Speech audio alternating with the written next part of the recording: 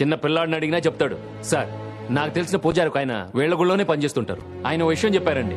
గోపాలరావు గారు, మీరు కేసు గెలవాలంటే సోమవారం చెంబుడు పాలతో శివాలయానికి రండి అన్నారు. ఎందుకని అడిగితే మీరు రండి, ఆ తర్వాత చూడండి అన్నారు. వెళ్ళానండి. అక్కడ పెద్ద లైన్ ఉంది. అందరూ పాలు చెంబులు పట్టుకుని శివశివ అంటూ వెళ్తున్నారు. లోపల ఎవరైనా ఉండి పాలు తాగుతున్నారేమో అనుకున్నాను. తీరా చూస్తే ఈ పాలన్నీ తీసుకెళ్లి ఆ శివలింగం మీద పోస్తున్నారు. ఈ పాలన్నీ ఏమవుతున్నాయో తెలుసా సార్? ఆ పక్కనే ఉన్న చిన్న దారిలో నుంచి బయటకు వెళ్ళిపోతున్నాయి. అక్కడన్నా ఎవరన్నా ఉన్నారేమో అని చూశాను. ఆ పాలన్నీ వెళ్లి మురికి కాలువలో కలిసిపోతున్నాయి. Total waste. ఆ కాలువ పక్కనే ఓ భిక్షగాడు ఉన్నాడు సార్. పాపం ఎన్ని రోజుల నుంచి ఆకలితో ఉన్నాడో తెలియదు.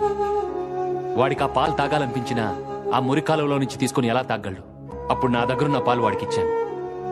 తాగి వాడు ఏమన్నాడో తెలుసా సార్? దేవుడు నిన్ను చల్లగా చూడాలయ్యా అని. దర్గాకెళ్ళి పూల దుప్పట్లు కప్పుతారే, అలాగే చలితో బాధపడే ఫకీర్ కప్పండి, అల్లా సంతోషిస్తాడు. చర్చిలో కొవ్వొత్తులు వెలిగిస్తారే, ఒక పేదవాడి ఇంట్లో వెలిగించండి, జీసస్ ఆశీర్వదిస్తాడు ఫాదర్.